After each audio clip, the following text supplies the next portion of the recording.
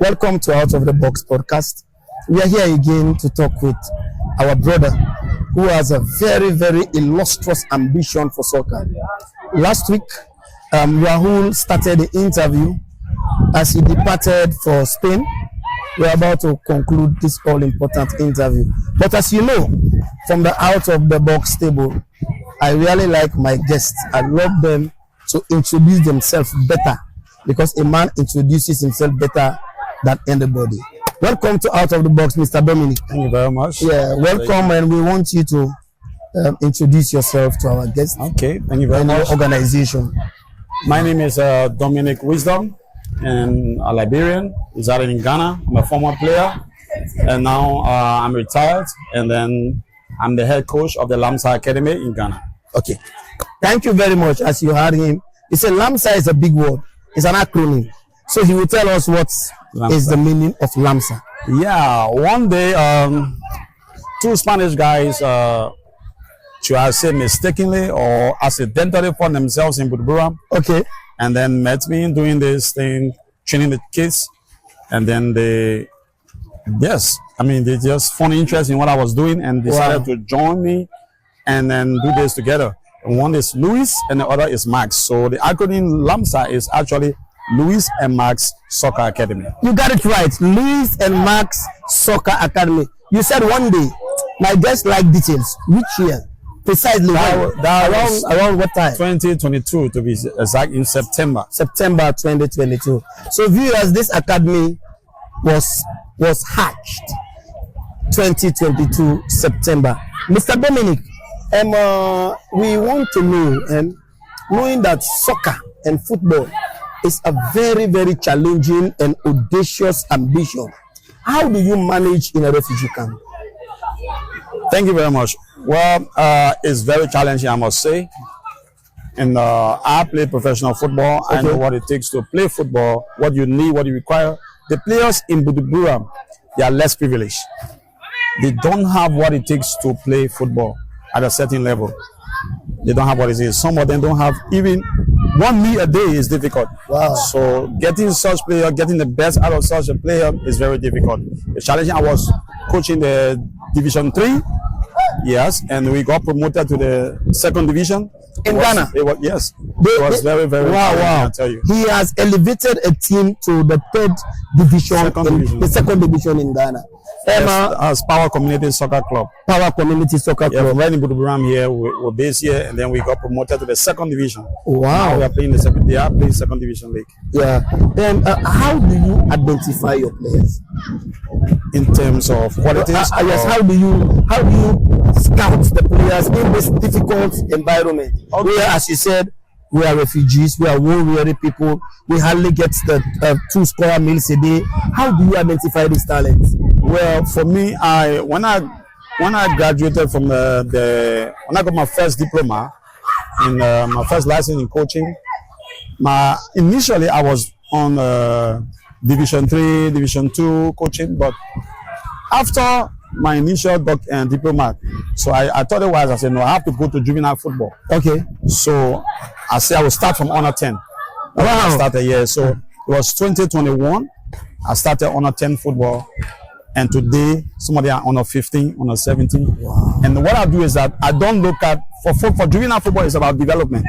It's totally development. It's not about being the best. It's about making somebody the best. So I didn't have time for whether they could play, whether they had the talent, once they wanted to play. So for you, as long as they have the ambition to play, yes. That's all. That's all. Then from there now, you take it from there. Develop. So most of these people, as I say, they are all war-weary. Do their parents contribute to what you are doing in the camp? Yeah. Or you only take them and solicit for funds from abroad or from other? How do you manage this?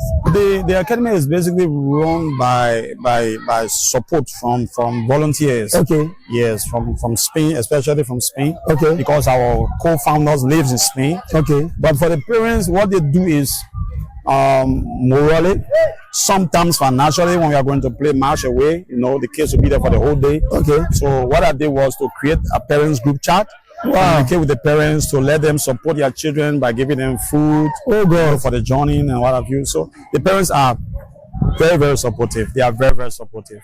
Okay. I know all the parents here. All the parents. Wow. So, but are they predominantly Liberian, or do you have other nationality, or just Liberian children? No, they are 70% Ghanaians. 70% Ghanaians. Then 20% mixed Liberian and Ghanaians, because you know there's a refugee camp. Yes. Some are Ghanaian fathers, Liberian fathers, Ghanaian mothers. Then 5% Sierra Leonean and Nigerian. My people are there. The Sierra Leoneans are there. Oh God, I love that. Sierra Leoneans and Nigerian. Then 5% totally Liberian. Both parents Liberians. Okay. So it's and this Buduburam refugee camp, a certain time at the heat of the civil war, we learned that even the Lone Star, the national team, was unable to fly to a certain place. They have to recruit players from the camp, and we know that people like Prince Day people. There are players who were made in this camp. Prince Day and Grandpa and William Dior and others. Tell me about players that really groomed in Ghana and they have made a headline in soccer. Yeah. Actually, now when I came to Ghana first, it was in 2002. Yeah. I didn't stay long. I saw most of them here. Oh, okay. Yeah, I'm still like 3 or 4 days, and then I went to Indonesia. Okay. So I know them, but like to get a full access. Yeah, okay. To or how they manage their career here, I don't know. But there are a lot of them who were here, who played here, started their football from here, like the Francis Doe you talk about. Like I said, Francis Doe play here. He went to Cameroon. He even play against Lionel Messi. When I saw him play against Lionel Messi, I said, our player from the Buduburam camp is playing against Lionel Messi, man. Oh God! So a lot of them. When you saw them playing international soccer, how do you feel? Yeah, I'm always thrilled. You know, I'm always encouraged or moved excited when I see my fellow Liberians playing at the higher level. I couldn't reach to that level because of illness. I retired at a very young age, but when I see them, I'm excited, you know, in my spirit. Even up to present, some Liberians are playing in Europe. I'm very, very happy to see them, like the Oscar Dolly, the Samson Dwell. Wow. These guys, they really excite me. You know, when I watch them, I'm happy. Yeah, but now you have a big challenge. Those players have set the pace. What is your strategy for this young generation to play like them and even more than them? What are your strategies? That is what I tell these kids every day. I tell them every day. I say, look, you have to be better than those who are playing, and the only way you can be better is discipline. If you are not disciplined, you cannot reach the level they have reached. In the past, there were some players during our times. Players, they are good, talented players. Because of indiscipline, they could not maximize their potential. So that means soccer is not only playing the football. There are many requirements that makes you reach your height. Sure. What are those challenges? What are those requirements? When you are imparting knowledge in them, when you are advising them, what do you really tell them? What are the pertinent things that you tell them? Then I tell them that football is a lifestyle. You know, there's a lifestyle of a footballer. Similarly, like a pastor. You cannot be a pastor and then every day I'm seeing you in a nightclub or just dancing. Yes. There's a lifestyle. There's a certain lifestyle you live. So as a footballer, that's it. As a footballer, you watch when you sleep, you know, what you eat, you know, the places you go, you know, your communication on the field, your body language, your coaches, your relationship with your coaches, you know. It takes a whole lot, you know, to be discipline. Is not just one aspect. It's a whole entire package. On the field, off the field, you must be disciplined. So that means one of the prime requirements of success in anybody that wants to be a successful player is discipline. Discipline. It's a hallmark. Okay. Now, do you have any affiliation with the Liberian Football Association? Do they scout you? Do you talk to them? Do you have any link with them? I went to Liberia in May of last year. I went to the Football Federation office. I met the president of the Liberian Football Federation. He's a good friend of mine. I played for his club. I was the captain for his club before. So that I went there, I told him about my project. I told him about the Lamsa project. And yeah, he was like, okay, let's see what it brings out, you know. So some coaches are aware. Some of the coaches in Liberia that play top level football, some journalists are aware of Lamsa in Ghana. They have been here. They have visited the academy. Very good. Yeah, so they are aware. Okay. So we know that the Liberian football have not reached the pre-war status, but we have seen massive improvement in the Liberian County League. What are the strategies are you having of exploiting that league to bring your players there, or make some of the coach to come and get some of your players in major leagues like those type of leagues, because it has a big momentum? Sure. Well, the County League has been alive. It has been like that from the beginning of the County League. So it has always been the. But the momentum is. Yes, that's how it's been. Like that. That's how it's been. Wow. Because the thing is, everybody supports their county. Okay. Yeah. Unlike the Liberian League, the National League, there are some counties they don't have a club there. They don't have football team business on counties. So there's no urge. That's it. That's it. Okay. So most of the clubs are based in Monrovia. But for the county meet, come on, man, you have to support your county, because no matter where you are, even when you are in America, Australia, you still support your county. So it has. Okay. Do you also, knowing that you have been managing this in Ghana and you have been in these various divisions of Ghana, do you have any affiliation with the Ghana Football Association? Like being Lamsa, we are already affiliating with the Ghana Football Association. Okay. So that's why we are playing in the juvenile league. Okay. Yeah. What about, we learned that the legendary Abedi Pele has a football academy here. There are other various football academy here. Do you connect? Do you have that coordination between various football academy in Ghana? Not really, but we play free friendly matches with some of the academies, like the Cheetah and the Swift Academy, Cheetah Academy. Yeah, few of them we play friendly matches, but not all of them. Okay. As we are closing this interview, we also want to know, we learned that this organization is not only holding on football. One of your colleagues said that you gave scholarship to students, to children, then you also monitor their academic status. It's not only about football. You monitor their schooling. How do you manage both their academic? Because when I want to have the interview, say, oh, the kids are in school. How do you manage soccer and their academic pursuit? Yeah, it's very, very challenging, you know. I live in a house with about 15 of the kids. And they go to school. Yeah. They go to school. The academy pay their school fees, pay their tuition. It's very, very challenging. I'm telling you, living with kids, you know, even if you are a parent to raise one child, it's not your kids, then 15 kids. Every day, sometimes I receive like 100 complaints. So it's very, very, very challenging. That's the area that is weighing me down so much, because they have to monitor them. You know, sometimes I wake up at 2-3 a.m. checking every room to see things are correct. You know, wake up there's no sleep. Wow. When I went to your house to invite you for the interview, I met the FC Barcelona jersey inscribed and inside the house. Are you having any affiliation with any international club in the world? Do they have any relationship with you? Sure. But FC Barcelona, the Barca Foundation is one of our sponsors. Oh, wow. Yeah, they supply with jerseys, with materials. Oh, you Barca fans, Barca. So the Barca jersey you saw, in the academy house was signed by all the players. Yes, I saw it. Autograph.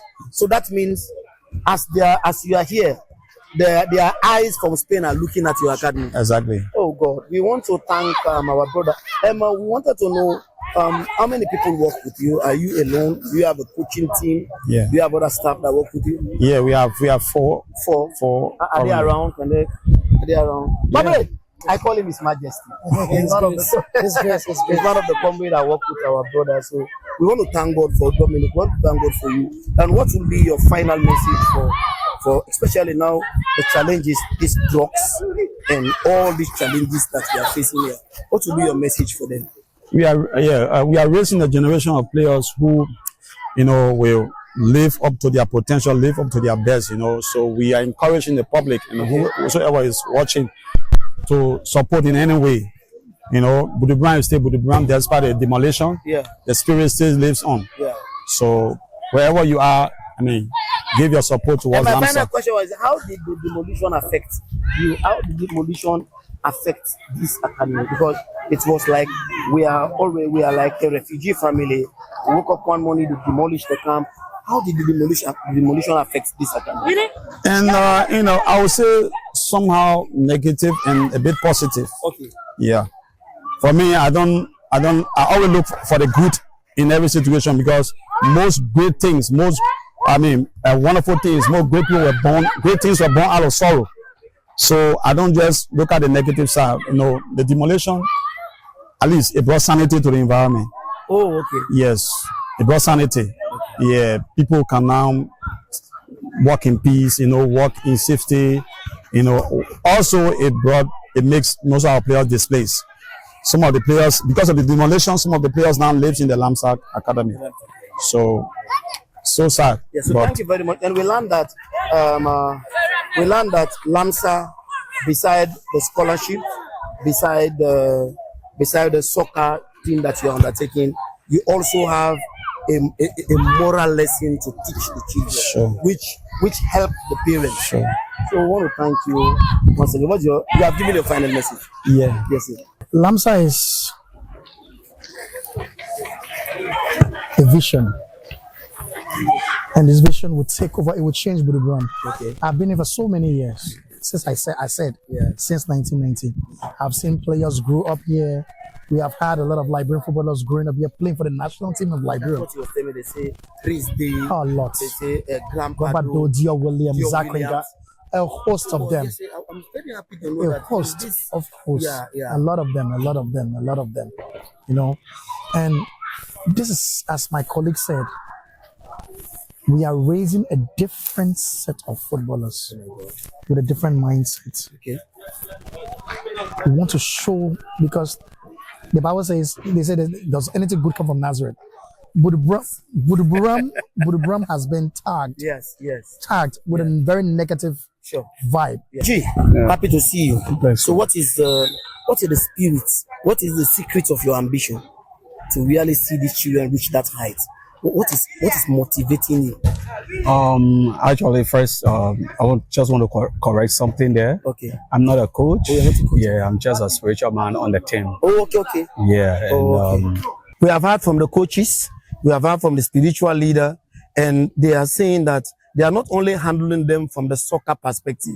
Some of them, they send them to school. Some of them, they counsel them relative to morality. So wherever you are and you have seen these children and you have an ambition for them, don't forget to contact us, and we'll contact the academy. We are seeing the Lionel Messi in the future.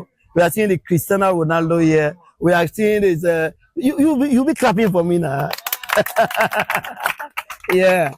Once again, I am closing this to tell you that please, wherever you see them, wherever you see this video, try to give them your support.